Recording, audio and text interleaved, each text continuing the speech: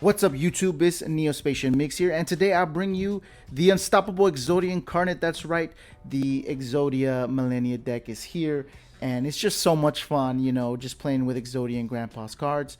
Again, if you like my content, please comment, like, and subscribe. Let's get started with the monsters. First with the monsters, obviously we play all 5 pieces of EXODIA. You gotta play it, it's in the deck. There's no other way around it. Gotta play all 5 pieces. Then we play triple Shield of the Millennium Dynasty. Cannot be destroyed by spell or trap effects. You can only use each of the following effects of Shield of the Millennium Dynasty once per turn. If this card is in your hand, you can place it in your spell and trap card zone as a face-up continuous spell.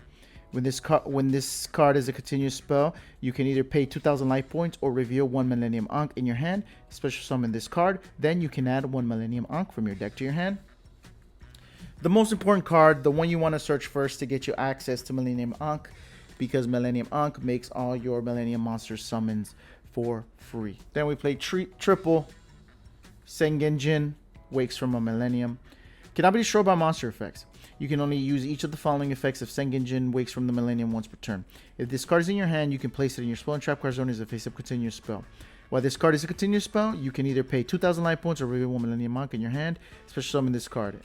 Then you can add 1 Millennium monster from your deck to your hand. This is again another important. If you don't have the shield, you pay 2,000, search this, then search the shield, which is still great. That's why you need 3 searches the entire deck. Then we play double Golem that guards the Millennium treasures. The activation of your Millennium Ankh cannot be negated. You can only use each of the following effects of Golem that guards the Millennium treasures once per turn. If this card's in your hand, you can place it in your spell trap card zone again, then special summon it, pay 2,000. When you special summon it, you can add 1 Yugioh Temple from your deck to your hand, which is the field spell. I think 2 is okay for this. Then we play 2 Temple as well. Then we play 1 Fiend Reflection of the Millennium. If this card battles a monster, neither can be destroyed by that battle. It's an illusion monster. You can use each of the following effects of Fiend Reflection of the Millennium once per turn. You can place it in your spell trap card zone as a continuous spell. Then if your opponents activate a card or effect, while this card is a continuous spell, except in the damage state, you can special summon this card. Then you can gain life points equal to half of the attack of 1 monster on the field. So not only does this replenish your life points, because EXODIA the Unstoppable Incarnate requires paying for life points, but you also might pay for using the other Millennium's monsters effects of paying 2,000 life points. Then we play triple Ash Blossom because it's Ash. Triple Dimension Shifter. This deck does not get hurt by Shifter at all. The Millennium Ankh only reveals it, doesn't send or anything. Then we play double Winged Dragon of Ra Sphere mode. Cannot be summoned, cannot be special summoned, requires 3 tributes from either side of the field to normal summon to that side of the field, cannot be normal set. Then shift control to this card's owner during the end phase of the next turn. Cannot attack your opponent, cannot target this card for attack by or card effects.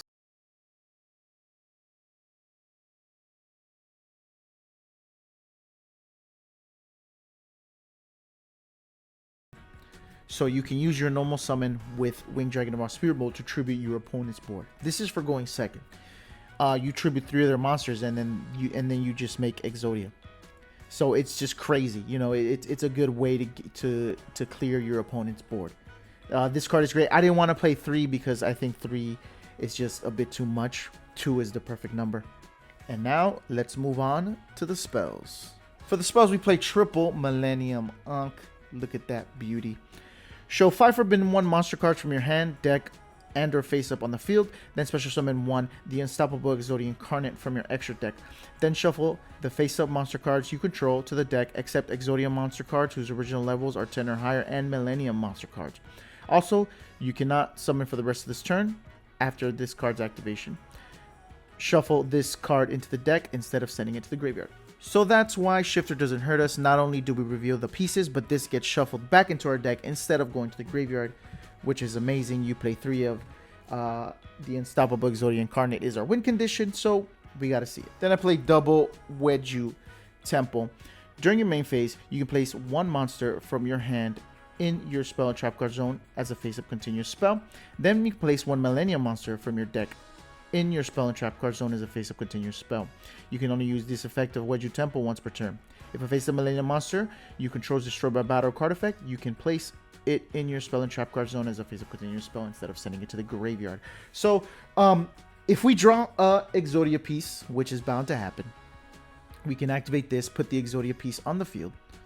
Then we can search our Millennium shield and then just keep going from there. And then also it's nice, it's like a Crystal Beast effect that our Millennium monsters don't go to the graveyard, they go to our face-up spell and trap card zone. 2's good because we have Golem that guards the Millennium treasures to search it as well. Then I play 1 Obliterate Blaze. This card is nuts.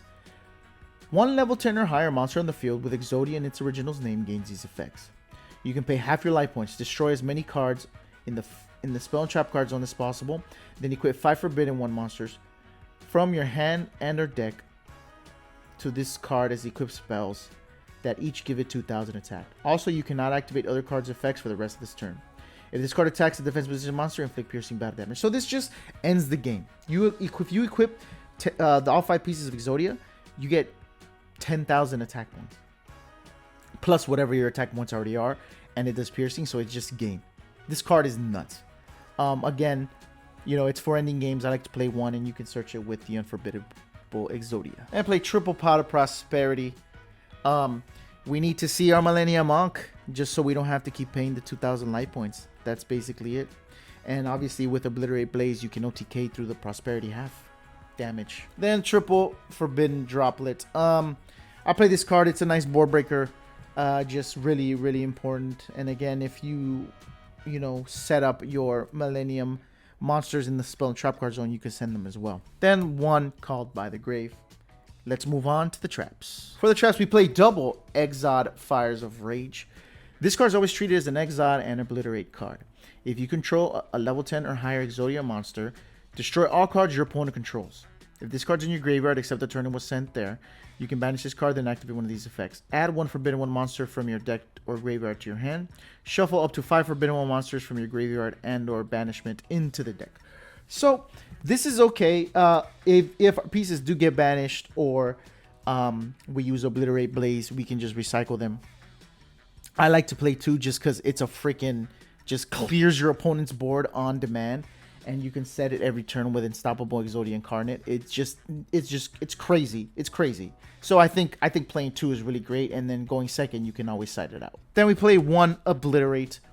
You can target 1 monster on the field, send 1 Forbidden 1 monster or Exodia card from your hand or deck to the graveyard, and if you do, return that target to the hand. If this card is sent from the spell and trap card zone to the graveyard, you can target 1 Forbidden 1 monster or Exodia monster in your graveyard and add it to your hand. You can only use Obliterate once per turn. This is just great non-destruction removal. It bounces, it deck thins as well. And then, you know, it sends your Exodia pieces to the graveyard, but you can recover them fine. Then I play 1 Angel Statue Azaroon.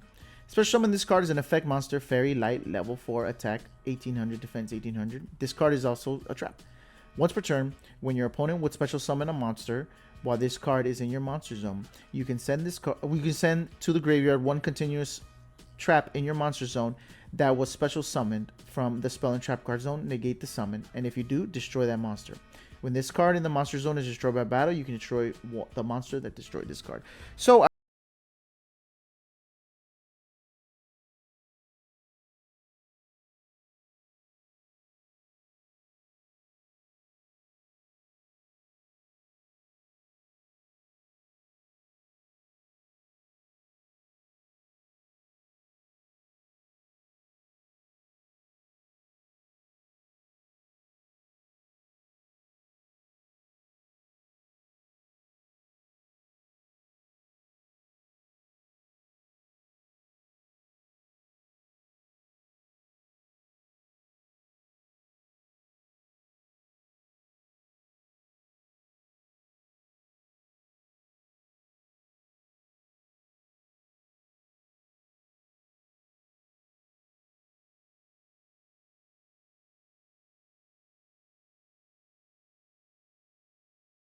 by card effects, negates a spell or trap, and sets all your Exodia spell and trap cards as well on the end phase. So if you go in first, you just set Exod the Fires of Rage and just blow up the field. which is incredible. Incredible. It's amazing. It's amazing for sure. Now for the link to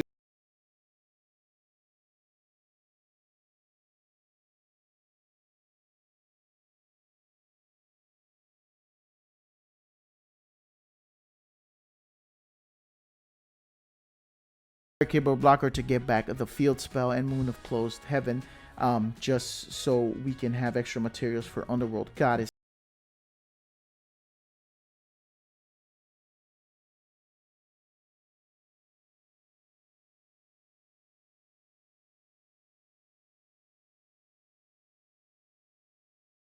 Just, you know, Dark Charmer and Phoenix is Phoenix. For the link threes, we play one Nightmare Unicorn and one Blackluster Soldier Chaos. The Millennium monster is level 7 or higher, so we can actually get Blackluster Soldier's effect, and Nightmare Unicorn is just utility. Now for the link fours, we play one Axis Code and one Mech Knight Crusadia. These are just win more cards, you know, and you can easily make them because you can get 4 monsters in the field. Then the link 5 Underworld Goddess. Again, we have Moon of the Closed Heaven to help us facilitate even more. Then Sky Typhon and Divine Zeus to round up the extra deck. Now let's move on to the side deck. For the side deck, we play triple Crossout Designator. Going first, you want to make sure everything you have goes off. So triple Crossout Designator is needed. Then we play Feather Duster and double Lightning Storm, you know, just to clear the boards going second. Then we also play triple Cosmic Cyclone for the pesky back row and just the pesky field spells. We can side it in going first as well, just to get rid of, you know, the pesky field spells as well. Then we play triple D Barrier just for the synchro matchups as well. Then we play triple Solemn Judgment. We can gain life points back with Fiend of the Millennium, but also it's just a great going first card as well. Especially if we pair it with EXODIA to negate the spell and trap, we can negate the monster summon. Now let's get into some combos. All right, here we are. Let's go first. Draw 1, 2, 3, 4, and 5. Oh, we drew a leg. So obviously first we're going to want to place the shield. Then we're going to go activate effect, pay 2,000.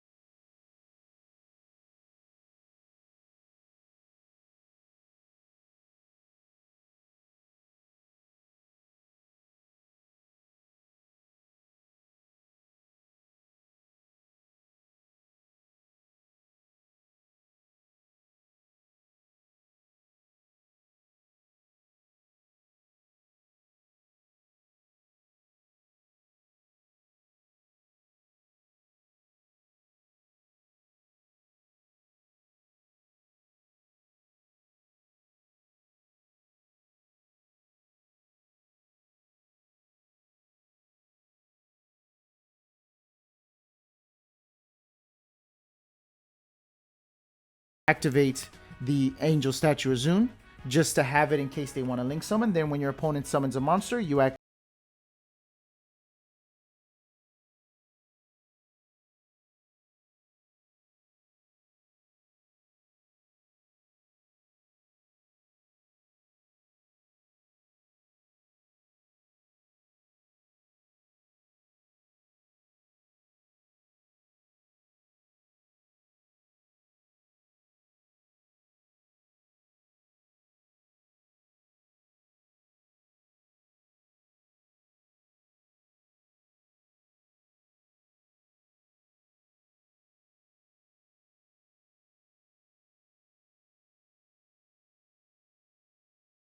off. Thanks again.